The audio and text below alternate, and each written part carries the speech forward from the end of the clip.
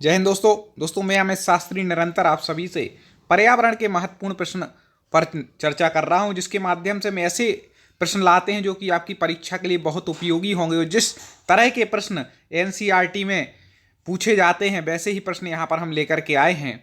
तो आपको बता दें कि टॉप 50 स्टडी यूट्यूब चैनल को आप सब्सक्राइब करके हमसे जुड़ गए होंगे, और उसकी यदि आपको पीडीएफ चाहिए तो हमारे टॉप 50 स्टडी ऐप, जिसकी लिंक मैंने डिस्क्रिप्शन में दी है, उसको आप डाउनलोड कर लीजिए। वहाँ से आप पीडीएफ नोट पर जाकर के इसकी पीडीएफ देख सकते हैं। पर्यावरण अध्ययन की एक कक्षा में शिक्षक विद्यार्थियों से उनकी गर्मियों की छुट्टी के बारे में किए गए भ्रमण पर बातचीत कर रहा है। क्यों कर रहा है बातचीत? क्यों करते हैं कि भाई आप शिक्षक जब बन जाएंगे तो बच्चों को गर्मियों में छुट्टी देंगे, फिर वो आएंगे तो अपन पूछेंगे आपने क्या क्या किया है तो बताइए। तो क्यों ऐसा किया जाता है कि विद्यार्थियों के अनुभव और रचना का आधार है। ये क्या है? विद्यार्थियों के अनुभव और रचना का आधार है। इसलिए विद्यार्थियों से इस प्रकार की उनकी छुट्टियों पर उन्होंने क्या किया, इसके भ्रमण की बातचीत करते हैं। अगला है कच्चे तेल का उपयोग किया जाता है। किस लिए किया जाता है कच्चे तेल का उपयोग? जल्दी से बता दें, वेरी आईएमपी सब क्वेश्चन हैं। एक एक क्वेश्चन को आपको समय ना गवा करके यहीं रट लेना है, ये याद कर लेना है, समझ लेना है। क्या पता कौन सा प्रश्न आपके पेपर में आ जाए और सही करके आप नंबर प्राप्त कर लें। इसके पहले जो पेपर हुआ था सीटेट का, उसमें दोस्तों ने बताया कि सर आप जो प्रश्न लाते थे इसमें बहुत से प्रश्न फंसे हैं, तो आप अच्छे से पढ़िए, इनमें से भी प्रश्न आ सकते हैं। तो यहाँ पर आपको बता दें कि कच्चा तेल उपयोग किया जाता है। किस में किया जाता है? डामर बनाने में किया जाता है, प्लास्टिक बनाने में भी किया जाता है, ठीक है ना, पेंट बनाने में भी किया जाता है, औषधियों के बनाने में भी किया जाता है। तो सभी हो जाएगा, तो इनमें से हो जाएगा उपर्युक्त सभी, सब में किया जाता है। अगला प्रश्न है इंद्रधनुष के रंगों का क्रम है। तो रंगों का क्रम इंद्रधनुष में बताना। कई बार ये प्रश्न पूछा गया है। थोड़ा लोगों को लगता है कि सर इतने सारे रंग हैं कैसे याद करें? तो भाई याद तो करना पड़ेगा यदि नंबर चाहिए है तो, ठीक है ना। तो आपको बता दें कि इंद्रधनुष के रंगों का जो क्रम होता है, जल्दी से बता दें यदि आपने पढ़ा हो तो कमेंट फटाफट करना है। आपको अपनी तैयारी का अंदाज़ा भी लगाना है, बाद में कमेंट में लिखना है कि आपके 30 में से कितने क्वेश्चन सही हो रहे हैं। 60 यदि क्वेश्चन के आप हमारे वीडियो देख रहे हैं तो 60 में से कितने सही हो रहे हैं। जैसा मतलब हम क्वेश्चन लाते हैं अलग अलग प्रश्नों के, तो आपको कितने बन रहे हैं आपको बताना है। तो आपको बता दें कि यहाँ पर सही हो जाएगा डी। पहले होता है बैगनी, फिर नीला, फिर जामुनी, फिर नीला, हरा, पीला, नारंगी, लाल, ठीक है ना। ये नीला डबल आ गया है, इसको अलग कर लेना। तो बैगनी, फिर नीला, फिर जामुनी, फिर हरा, पीला, नारंगी, लाल। इस प्रकार से इंद्रधनुष में कलर हैं। इनकी 1859 की पुस्तक on the origin of species में इनके प्राकृतिक चयन संबंधी शोध का विवरण है। इनके मतलब किनके बताना है। यह जब जीव विज्ञान में मील का पत्थर है, इस पुस्तक के रचयिता हैं। ऐसे ही प्रश्न आते हैं दोस्तों, इसी टाइप से आजकल प्रश्न पूछते हैं। तो जल्दी से बता दें कि किनकी यह पुस्तक है जिसमें ऐसा वर्णन है। तो वह है चार्ल्स डार्विन की। अब है टैडपोल किसके जीवन की प्रारंभिक अवस्था है? टैडपोल किसके जीवन की प्रारंभिक अवस्था है? इन दो में से ही उत्तर है, इतना ही बता दे रहे दोस्तों। आप हमारे टेलीग्राम से भी जुड़ सकते हैं, वो भी टॉप 50 स्टडी के नाम से है। वहाँ पर भी कुछ पीडीएफ नोट्स मिलते रहते हैं। बाकी पूरे क्रम से चाहिए है तो आप हमारे टॉप 50 स्टडी ऐप, जिसकी लिंक डिस्क्रिप्शन में है, उसको डाउनलोड कर लें। तो टैडपोल किसके जीवन की प्रारंभिक अवस्था है? तो टैडपोल आपको बता दें कि वह है मेढक के जीवन की प्रारंभिक अवस्था है। निम्नलिखित में से कौन सा अलग समूह से संबंधित है? तो आपको बता दें आम, इमली, नारियल, ये एक ही समूह के हैं। नीम अलग समूह का है। नीम कैसा है? अलग समूह का। बाकी आम, इमली, नारियल एक ही समूह के हैं।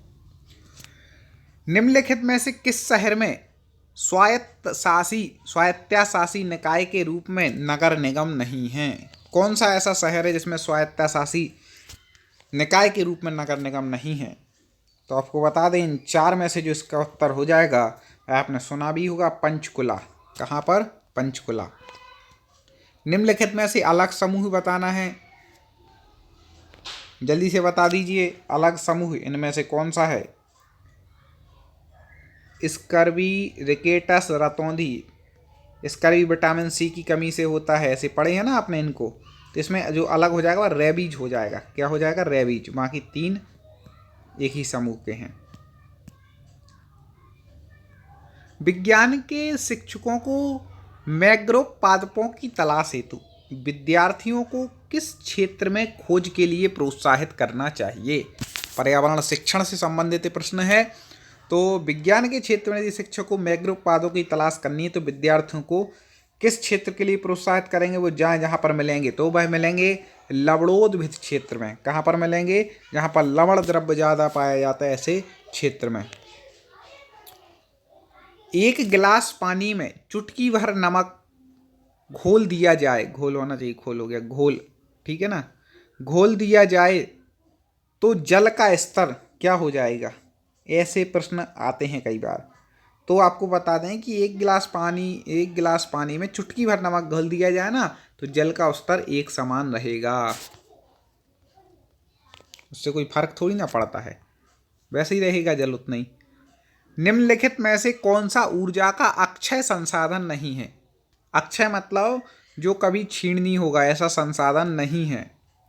तो आपको बता दें कि सूर्य तो क्या है? अक्षय संसाधन है ऊर्जा का, तो ये कभी नष्ट भी नहीं होगा। जल भी है, वायु भी। हाँ, पेट्रोलियम अक्षय संसाधन नहीं है, ये कोई वो नहीं है कि मिलेगा, ठीक है ना। बाकी सूर्य, जल और वायु ये तो अक्षय संसाधन है, अनादिकाल से चले आ रहे हैं। आपका हृदय एक दिन में लगभग कितनी बार धड़कता है? बताइए साहब, एक दिन में आपका हृदय कितनी बार धड़कता है? गिन लेना कभी समय मिले तो। बाकी अभी यहाँ पर बता दें कि इसका उत्तर हो जाएगा 1,00,000 सी, ठीक है ना। एक ही लाख है ना, इकाई, दहाई, सैकड़ा, हजार, 10,000, लाख, ठीक है ना।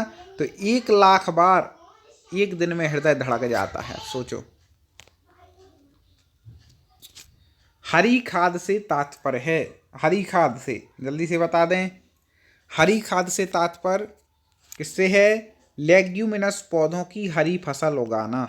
इसका मतलब हरी खाद मतलब लेग्यूमिनस जो पौधे हैं उनकी हरी जो फसल उगाते उस वह है हरी खाद। उसका मतलब क्लोन है। क्लोन क्या है? पर्यावरण में क्लोन शब्द की जानकारी आपको होनी चाहिए। तो आपको बता दें कि क्लोन एकल जनक से प्राप्त पौधे हैं, कायिक रूप से उत्पादित पौधे हैं, आनुवांशिक रूप से जनक पौधे के समान है। तो ये तीनों हैं क्या? क्लोन। उपर्युक्त सभी इसका उत्तर ठीक हो जाएगा।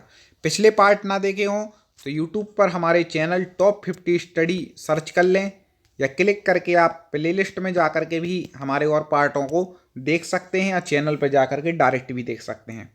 बंद कमरे में यदि कोई 3-4 घंटे के लिए कोयले की अंगीठी का प्रयोग करता है तो इसका खतरनाक प्रभाव रहेगा। कमरा बंद हो और कोयले की अंगीठी 3-4 घंटे के लिए कोई कमरे में जला दे तो क्या होगा उसका फर्क? तो आपको बता दें उसका फर्क पड़ जाएगा, रक्त में कार्बन मोनोऑक्साइड की मात्रा बढ़ जाएगी, ठीक है ना। कार्बन मोनोऑक्साइड की मात्रा बढ़ जाएगी रक्त में। अब देखें, बड़े अच्छे से समझिएगा प्रश्न को। ऐसे बड़े बड़े प्रश्न भी क्योंकि पूछते हैं पेपरों में। विज्ञान की एक शिक्षक 6 छात्रों को 3 समूह में बांटता है। विज्ञान का कोई शिक्षक है वह 6 छात्रों को 3 समूह में बांट देता है, 2-2 का एक समूह बना देता है। प्रथम समूह के सदस्य आपस में आलिंगन कर रहे हैं, दूसरे समूह के सदस्य एक दूसरे से हाथ में हाथ पकड़े हुए हैं, तथा तीसरे समूह के सदस्य एक दूसरे से दूर दूर खड़े हैं। शिक्षक क्या पढ़ाना चाहता है? क्या पढ़ना चाहता है? जल्दी से बता दीजिए, फटाक से कमेंट कर दें दोस्तों। तो आपको बता दें कि वह ठोस, द्रव और गैस की प्रकृति। किसको पढ़ाना चाह रहा है? ठोस, द्रव और गैस की प्रकृति को। यदि एक अध्यापक आलू, चावल, ब्रेड या शक्कर के उदाहरण का सहारा लेता है तो वह क्या पढ़ाना चाहता है? कोई उदाहरण आलू का, चावल, ब्रेड या शक्कर का उदाहरण ले रहा है तो वो क्या पढ़ाना चाह रहा है? तो वो बताना चाह रहा है कि भैया आलू में बहुत ज़्यादा क्या पाया जाता है, कार्बोहाइड्रेट पाया जाता है, इसलिए इसको ज़्यादा मात्रा में उपयोग ना करें इन चीज़ों को, ठीक है ना, नहीं तो मोटापा बढ़ जाएगा। अगला है कोनेन नामक दवाई प्राप्त होती है। कोनेन का आपने नाम सुना होगा, गेहूँ इत्यादि या कहीं पर वो होता है ऐसे, जहाँ पर इल्ली लगने की इन सब की समस्या हो तो वहाँ पर डाल दिया जाते हैं। तो कोनेन नामक दवाई प्राप्त कहाँ से होती है? वह सिनकोना के पौधों से होती है कोनेन, ठीक है ना, सिनकोना के पौधों से होती है कोनेन। अवलोकन, प्रयोग व खाली स्थान विज्ञान की 3 विधियां हैं। विज्ञान की 3 विधियां कौन कौन सी हैं? अवलोकन, प्रयोग और निगमन, ये विज्ञान की 3 विधियां हैं। दोस्तों वीडियो को लाइक ना किया हो तुरंत कर दें, इतना तो आपको करना है, लाइक करना है और कमेंट में अपने एग्जाम जिसकी आप तैयारी कर रहे हैं उसका नाम लिखना है। साथ ही साथ आपको ये भी बताना है हमारे प्रश्न कैसे लग रहे हैं और आप किस सब्जेक्ट के प्रश्न की इच्छा करते हैं, तो वैसे हम निरंतर लाएंगे। तप्त भौम जल से किस प्रकार की ऊर्जा प्राप्त होती है? तपा हुआ जो भौम जल है उससे कैसी ऊर्जा मिलेगी? तो तप्त भौम जल से, भूमि का जो जल है तपा हुआ, उससे भूतापीय ऊर्जा मिलती है, ठीक है ना, भूतापीय ऊर्जा उससे प्राप्त होगी। एक वलय प्रणाली में घिरा हुआ है, खाली स्थान एक वलय प्रणाली में घिरा हुआ है जो अंतरिक्ष में हजारों किलोमीटर तक फैली है। कौन घिरा हुआ है भाई? वलय प्रणाली में जो अंतरिक्ष में हजारों किलोमीटर तक फैली। इन दो में से एक उत्तर है, अब दो में से तुक्का लगा के देख लो यदि नहीं आता है तो।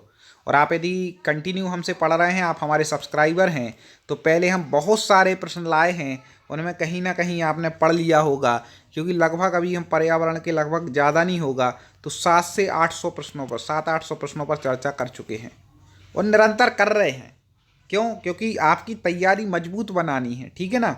तो अब जल्दी से बता दें, 2 में से तुक्का लगा दें, सही पता हो तो फिर शनि लगा करके आगे बढ़ जाते हैं कि इसका उत्तर क्या हो जाएगा। शनि है, एक वलय प्रणाली से घिरा हुआ है जो अंतरिक्ष में हजारों किलोमीटर तक फैली है। प्रक्रिया जिसके द्वारा पौधे प्रजनन करते हैं कहलाती है। जिसके द्वारा क्या पौधे प्रजनन करते हैं वह कौन सी प्रक्रिया कहलाती है? तो वह कहलाती है परागण प्रक्रिया। कौन सी कहलाती है? परागण प्रक्रिया। फ़ारेनहाइट पैमाने पर पानी का क्वथनांक होता है, कितना होता है भैया? जल्दी से बता दें, पानी का क्वथनांक फ़ारेनहाइट पैमाने पर पानी का जो क्वथनांक होता है वह होता है 212, ठीक है ना। आगे देख लेते हैं। लोहे की छड़ को एक सिरे से गर्म करने पर उसका दूसरा सिरा भी गर्म हो जाता है, इस प्रकार के पदार्थ को कहते हैं। लोहे की जब जो छड़ होती है ना, उसको एक सिरे से गर्म करें तो दूसरा सिरा भी उसका गर्म हो जाता है, इस पदार्थ को क्या कहेंगे? एक ऑप्शन ए दिया है, ऊष्मा का अच्छा सुचालक, या फिर बाकी 3 ऑप्शन ए दिए हैं। जल्दी से आप बता दें, उससे पहले आप तो बता ही रहे हैं, मैं भी आपको बता दूं कि उसका उत्तर हो जाएगा ए, ऊष्मा का अच्छा सुचालक कहा जाता है, ठीक है। किस विटामिन की कमी से रक्त का थक्का नहीं जमता? वेरी वेरी आईएमपी, कई बार रिपीट होने वाला प्रश्न। कमेंट में फटाक से उत्तर कर दें दोस्तों, इसमें गलती मत करना, नहीं तो मुझे दुख होगा कि इतना पढ़ाने के बाद आप लोग गलती कर रहे हो, ठीक है ना। कई सब्सक्राइबर बोल रहे हैं सर नोटिफिकेशन नहीं आ रहा है, तो आपने बेल आइकन नहीं दबाया होगा, ऑल नोटिफिकेशन क्लिक नहीं किया होगा, इसलिए आप वीडियो अपलोड हो जाता आपको पता नहीं चलता। टेलीग्राम में जुड़ जाए, मैं क्लास के पहले वहाँ भी लिंक सेंड कर देता हूँ। तो किस विटामिन की कमी से रक्त का थप्पा नहीं जमता है? तो आपको बता दें कि विटामिन के की कमी से, विटामिन के की कमी से रक्त का थप्पा नहीं जमता, याद रखना, कई बार पेपरों में रिपीट हुआ है। विलियन पाठ की प्रायोगिक व्याख्या हेतु विलेय के रूप में शिक्षक को कौन सा पदार्थ लेना चाहिए? ठीक है ना, कौन सा पदार्थ लेगा शिक्षक विलियम पाठ की प्रायोगिक व्याख्या हेतु विलेय के रूप में? Sodium chloride. कौन सा लेगा? Sodium chloride. मनुष्य के हृदय में कक्ष होते हैं, जल्दी से बता दें कितने कक्ष होते हैं भाई मनुष्य के हृदय में? आपके हृदय में कितने कक्ष हैं? कक्ष मतलब कमरे हैं, जल्दी से बता दीजिए। 1 2 3 4, कितने हैं भैया? तो आपको बता दें मनुष्य के हृदय में 4 कक्ष होते हैं, ठीक है ना, 4 कक्ष। दूध का पाश्चीकरण कैसे किया जाता है? दूध का पाश्चीकरण कैसे करते हैं? आपने पढ़ा होगा इसके बारे में, पास्चीकरण के बारे में।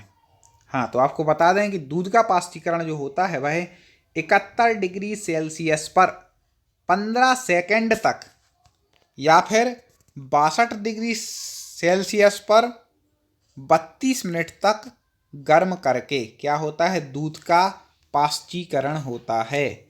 71 डिग्री सेल्सियस पर 15 सेकंड तक, 62 डिग्री सेल्सियस पर 32 मिनट तक, याद रखना।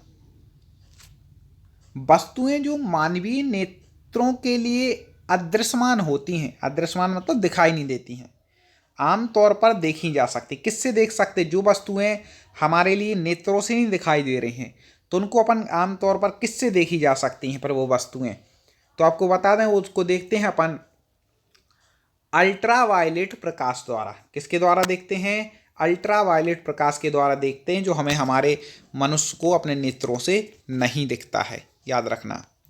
दोस्तों, वीडियो को लाइक जरूर करना है, ऐसे प्रश्न हम निरंतर ला रहे हैं। लाइक और कमेंट में, जैसा कि मैंने बोला था, आप 30 में से कितने बन रहे हैं, किस सब्जेक्ट की आप तैयारी कर रहे हैं, किस एग्जाम की, और आगे किस सब्जेक्ट के वीडियो की इच्छा करते हैं, तो वो प्रश्न हम लेकर के आएंगे। ऐप डाउनलोड कर लेना, तो वहाँ पर से PDF भी आप लेते जाएंगे हर सब्जेक्ट की।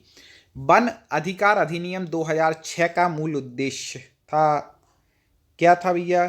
वन अधिकार अधिनियम 2006 अभी भी क्या लागू है वो, तो मूल उद्देश्य क्या है उसका? तो उसका जो मूल उद्देश्य है वह है पारंपरिक रूप से वनों में रहने वाले समुदायों के अधिकारों को मान्यता देना। ठीक है ना? जो परंपरा से कई समय से वनों में रहने वाले जो समुदाय हैं, जैसे आदिवासी रहते हैं वनों में और जो समुदाय हैं, तो उनके अधिकारों को मान्यता देना, ये क्या है? वन अधिकार अधिनियम 2006 का मूल उद्देश्य है। ठीक है ना दोस्तों? इस प्रकार से आप इसके बाद अब तुरंत हमारे ऐप को डाउनलोड कर लीजिए, टेलीग्राम चैनल से जुड़ जाइए, इस वीडियो को लाइक और शेयर कीजिए। अगले वीडियो में पुनः मुलाकात करेंगे। पिछले वीडियो आप चैनल पर जाकर के जरूर देख लें। मिलते हैं। जय हिंद।